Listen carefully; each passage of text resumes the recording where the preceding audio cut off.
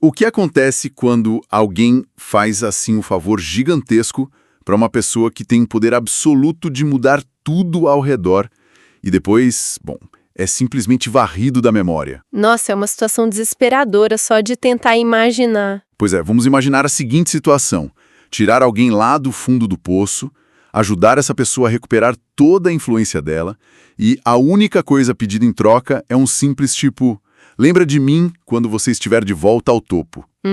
É um pedido muito humilde diante do tamanho da ajuda, né? Exato. Aí a pessoa sorri, concorda, vira as costas e simplesmente desaparece. O que se segue é um esquecimento total e absoluto por 2 longos anos. Então, hoje, a nossa análise não é apenas sobre o brilho de estar lá no topo. Não é só sobre o sucesso no final das contas. Com certeza não. É muito mais sobre a sanidade que é exigida para conseguir sobreviver a esse esquecimento. E a nossa missão hoje é focar exclusivamente no material da semana 9. Que é aquela parte intitulada Milagres na Prisão, certo? Isso mesmo. A gente quer extrair as lições de resiliência, aquelas reviravoltas e as coisas incríveis que acontecem nesses cenários de total escuridão, sabe? Usando a narrativa antiga do José no Egito. E olha, é o tipo de abismo psicológico que poucas narrativas conseguem capturar tão bem. Porque 2 anos de silêncio dentro de uma masmorra não representam só um atraso burocrático, né? Não, de jeito nenhum. É quase uma tortura psicológica. É um teste de ruptura mental absurdo. É o terreno mais fértil possível para o cinismo, onde a mente começa, a devorar a própria esperança.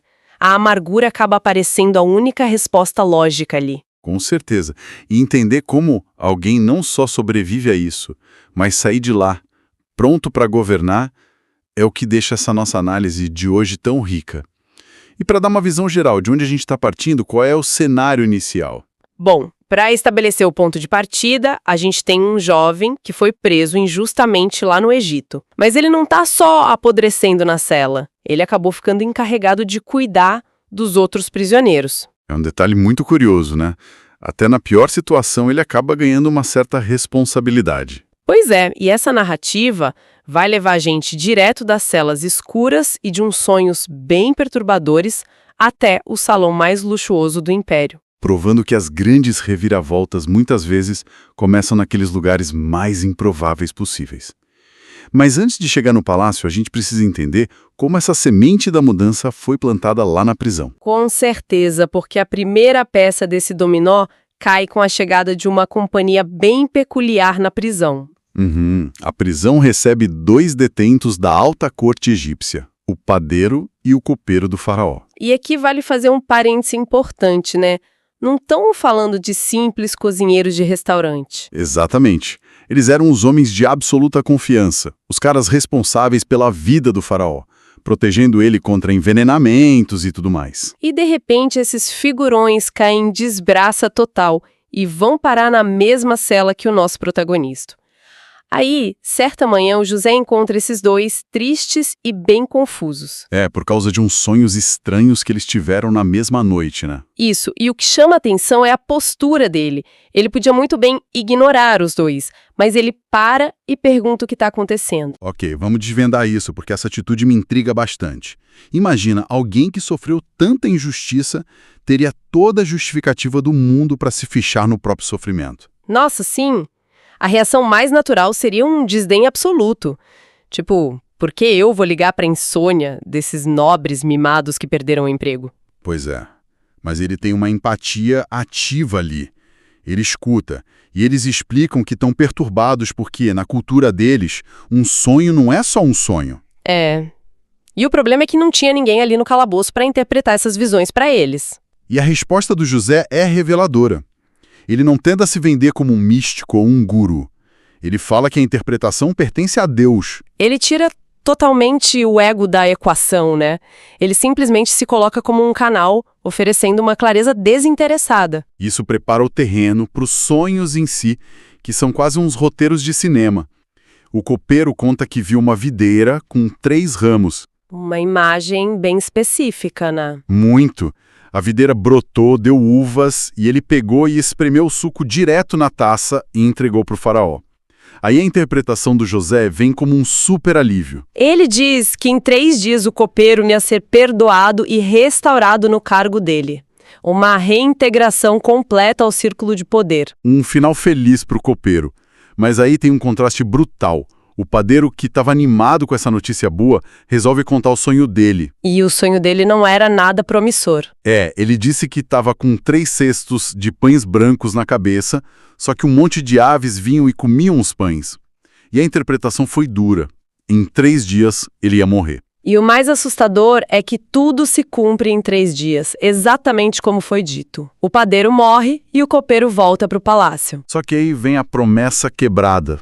O copeiro simplesmente se esquece do José. Por 2 anos inteiros. É de cortar o coração. Demais.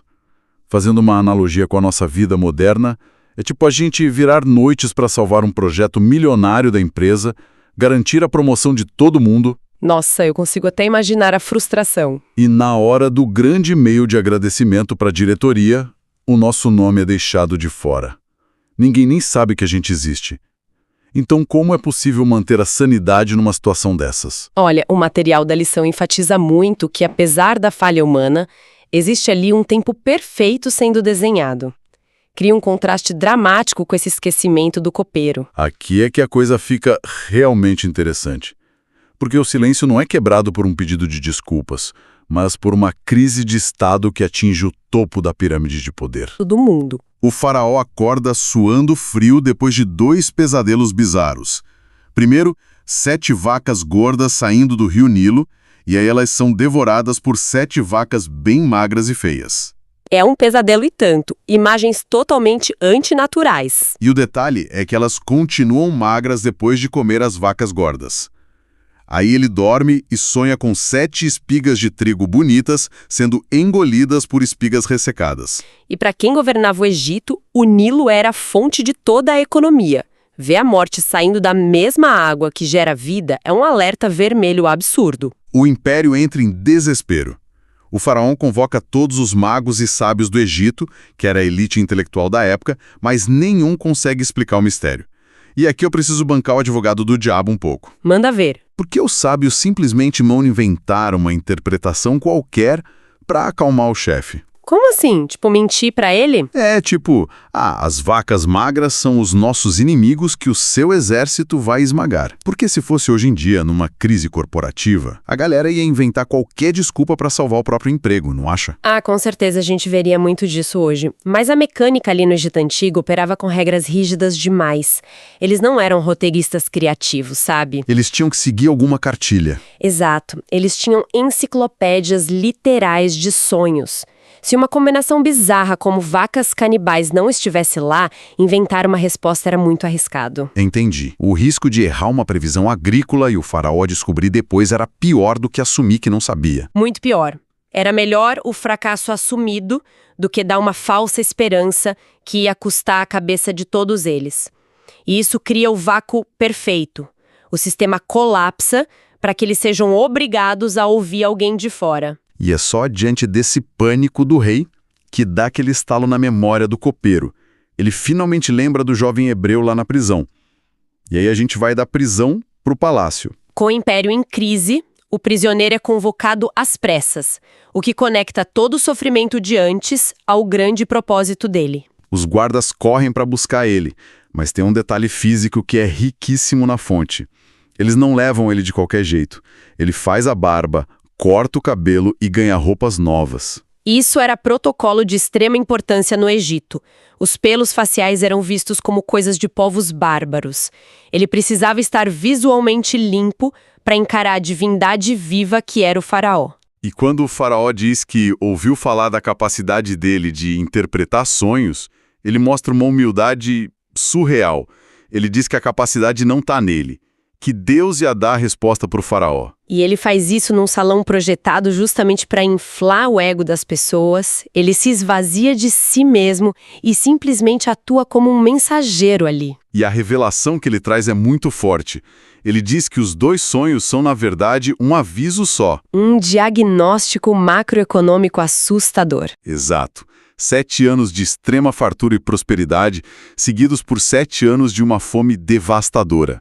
Então, o que isso tudo significa no fundo? Porque imagina a pressão de anunciar que o Império Impecável está prestes a enfrentar a pior miséria da história. É uma coragem que não nasce do dia para a noite, né? E é aí que a gente faz a síntese do arco dessa semana 9. Lá na prisão, os sonhos eram sobre questões individuais. É um emprego de um, a sentença de morte de outro. Exatamente. Coisas micro, mas no palácio, os sonhos tratavam da sobrevivência de milhões. E a empatia que ele teve com os colegas de cela foi o laboratório dele. Uau! Então o treinamento dele para salvar um império inteiro foi lidar com os pequenos problemas no escuro de uma masmorra. Isso. Se ele não tivesse prestado atenção nos problemas insignificantes daqueles dois, a ponte para o palácio nunca teria sido construída. A liderança verdadeira é forjada no chão de pedra, escutando a dor de quem está em volta. Cara, mas faz muito sentido.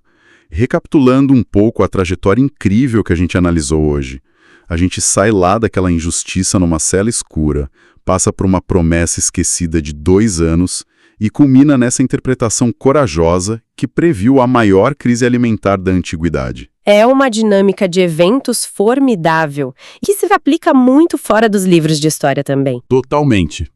Porque, conectando isso ao dia a dia de quem nos escuta, todo mundo acaba passando por anos de esquecimento. Aqueles momentos em que o nosso esforço parece não valer nada. Aqueles projetos que a gente carrega nas costas e ninguém bate palma, né? A gente logo pensa que é um baita desperdício de potencial. Pois é. Mas o material sugere que o tempo passado nesse calabouço metafórico nunca é desperdiçado. Ele costuma ser o treinamento exato e necessário para quando a grande porta se abrir. A resiliência é forjada na invisibilidade. Perfeito. Sem essa densidade, quando a porta abrisse, a pessoa até poderia entrar na sala, mas não ia dar conta de resolver o problema real. E para fechar, eu queria deixar um pensamento provocativo no ar. Uma reflexão para quem está acompanhando a gente. Imagina o que teria acontecido se o copeiro não tivesse esquecido do José. Ah, se ele tivesse falado com o faraó logo no dia seguinte. Isso, se ele tivesse pedido a libertação imediata. A lógica humana diz que seria um final feliz, maravilhoso. O José teria ganhado a liberdade, voltado para casa mais cedo, acabado com o sofrimento na hora. É o alívio que qualquer um pediria, com certeza. Mas as consequências seriam terríveis. Ele não estaria ali quando o faraó teve o sonho. Os sábios teriam falhado igual. O aviso da fome ia passar batido. Ninguém ia estocar comida para os anos difíceis. Exatamente. A nação inteira e até a própria família dele teriam morrido de fome. O alívio precoce ia custar milhares de vidas. Será que, às vezes, aquelas portas que teimosamente continuam trancadas nas nossas vidas e que deixam a gente tão revoltado, são exatamente o que está nos posicionando para os maiores milagres lá na frente? É uma virada de chave gigantesca pensar assim. O silêncio não é um esquecimento, mas um cronômetro, né? Um cronômetro aguardando que o palco inteiro esteja pronto para a grande reviravolta. Fica a reflexão profunda para quem nos acompanha, para ponderar enquanto a gente caminha pelas nossas próprias salas de espera da vida. Até o próximo mergulho profundo.